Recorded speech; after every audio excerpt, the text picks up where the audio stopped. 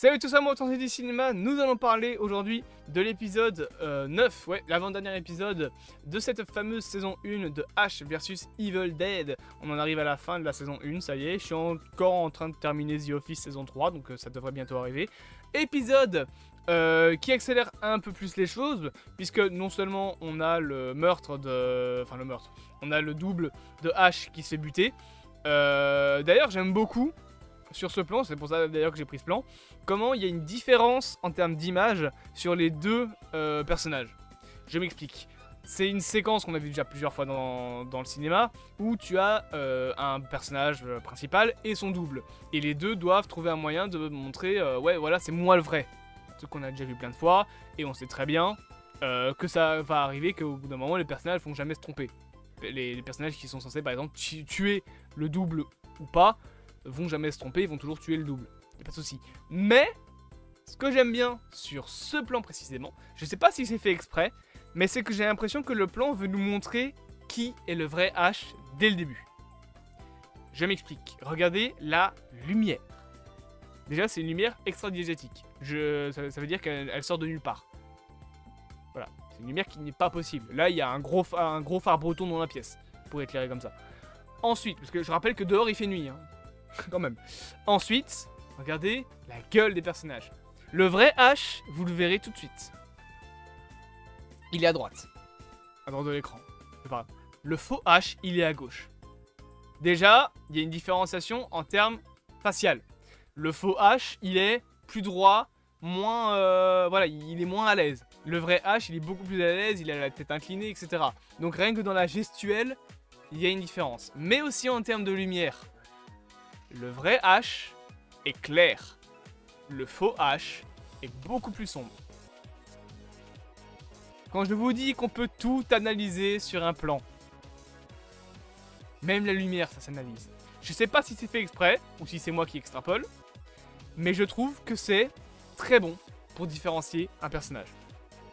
La gestuelle, ça c'est le staging et le blocking, et la lumière. Tout simplement. Voilà. Petit cours de cinéma pour ceux qui veulent plus tard faire du cinéma. Retenez ça, la lumière c'est extrêmement important et vous pouvez l'utiliser à votre avantage. Ça sert pas juste à éclairer vos acteurs. C'est bien beau d'éclairer des gens mais il faut aussi comprendre comment les éclairer.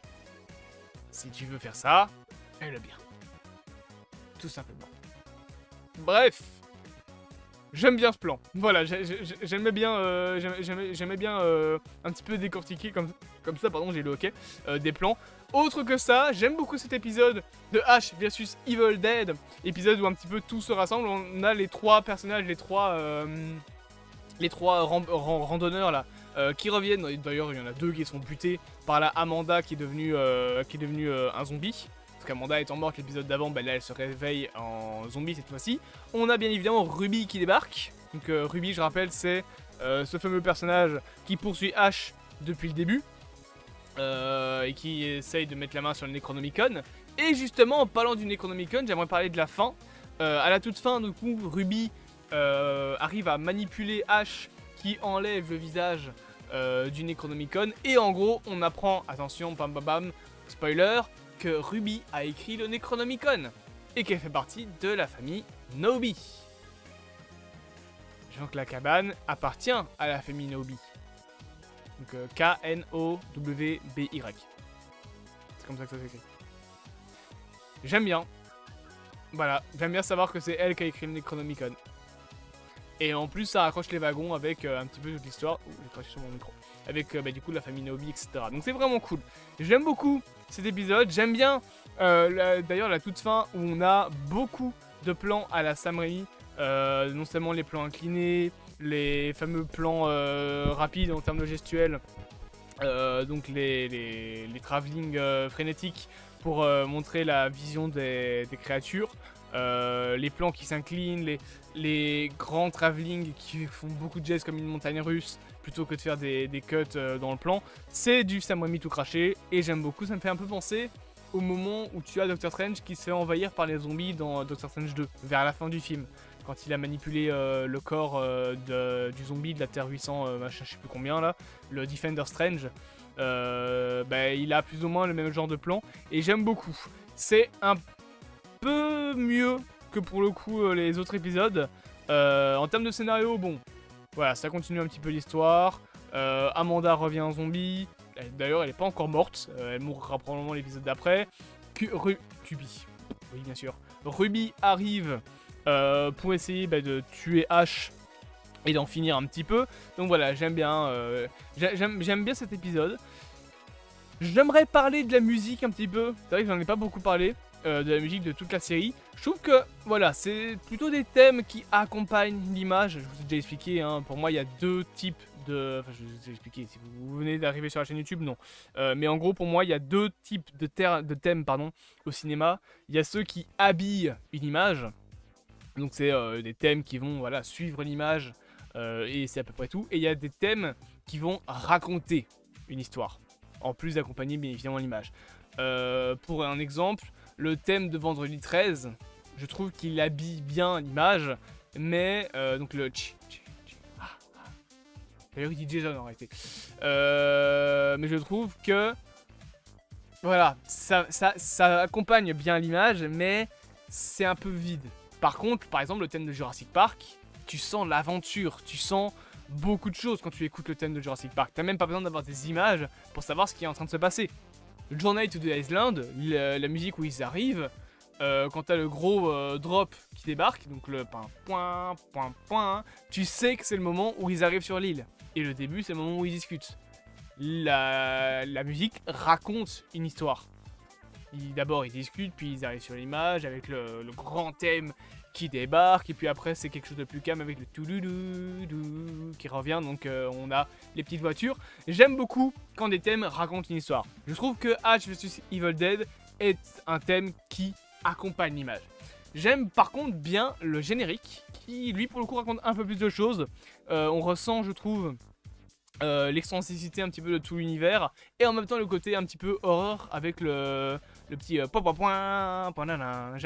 j'aime bien voilà, le thème du title card, c'est pas vraiment un générique, ça dure quelques secondes à peine, donc c'est pas vraiment compté comme un générique, plus comme un title card, mais j'aime bien ce title card là, j'aime bien la musique, et en général la musique accompagne bien l'histoire. On a quelques notes qui font beaucoup penser à des films d'horreur, 2-3 notes qui vont plus faire penser à des comédies d'horreur, donc des films un peu à la... Je peux dire à la Scream, mais ça pourrait être techniquement ça. En tout cas les films avec beaucoup de violon, beaucoup de grands moments de grands moments de... Je veux dire de musique où tu as la musique qui va assez fort. C'est beaucoup des musiques qu'on a beaucoup des thèmes qu'on a ainsi dans Ash vs Evil Dead. Ce qui est une bonne chose, encore une fois ça habille bien l'image, mais c'est à peu près tout en fait. En termes de musique, c'est vrai que encore une fois ça accompagne bien, mais c'est un peu redondant et tu vas pas y porter spécialement attention. Là où tu as vraiment dans certains films des thèmes où tu fais attention à la musique. Je veux dire par exemple le thème de Terminator, tu sens le côté militaire, tu sens un petit peu le futur aussi, le ta-tam tam ta-tam. Tu sens le danger arriver. Simplement. Pareil pour Psychose, hein. Psychose, le fameux bruit de violon qui fait twink, twink, twink. Tu entends, limite dans l'image, le côté un petit peu peur, un petit peu violent. Et le grand moment où la musique est plus sombre, là tu entends un petit peu comme si c'était un moment où la mort était inéluctable. C'est fini, le personnage est mort. L'avant, c'est le moment de l'attaque. Elle a peur, elle crie, donc c'est très aigu. Et le moment où la musique est plus sombre, c'est le moment où c'est fini. Elle s'écroule et elle meurt. La musique, c'est très important dans une série et dans un film. J'aime bien la musique d'Evil Dead, mais encore une fois, elle ne fait qu'habiller l'image. Après, c'est très bien. Tu as des thèmes qui ne racontent pas spécialement grand-chose, mais qui sont très bons. Mais je trouve que je préfère clairement une histoire qui va... Enfin, une musique, pardon, qui va raconter une histoire. Un thème que je surkiffe mes grandes races, c'est le thème Kids de Stranger Things. J'adore ce thème. Tu sens les années 80, tu sens l'enfance, tu sens tout ce petit monde, et je trouve ça trop bien. C'est d'ailleurs pour ça, par exemple, que j'adore les musiques de Life is Strange. Qu'est-ce qu'elles sont bien choisies. celles qui viennent pas de les créateurs Sid Meier's carrément. Parce que Sid Meier's, ils sont liés carrément, je pense, à l'histoire de Life is Strange, c'est bien suivi. Il me semble que le créateur de la musique de Life is Strange est parmi les créateurs du jeu en général. Je sais plus trop comment ça se fait, mais par exemple, Obstacles et To All of You, Sid Meier's, c'est le groupe de musique, un groupe de musique qui est en lien avec les développeurs du jeu, je sais plus comment c'est, mais voilà, c'est à peu près ça. Et j'aime beaucoup les thèmes originaux, on va dire, de Life is Strange, oui, parce que la plupart des thèmes sont originaux. Sid Meier's, par exemple, ils ont fait des thèmes pour Life is Strange, Obstacles et Sid Meier's notamment. Mais bref, voilà, c'est un petit peu tout ce que j'avais envie de dire sur cet épisode, qui était très bon, je trouve, et j'ai hâte de parler de l'épisode 10. Bien évidemment, n'hésitez pas à interagir avec cette chaîne YouTube, et on se dit à bientôt pour de prochaines aventures.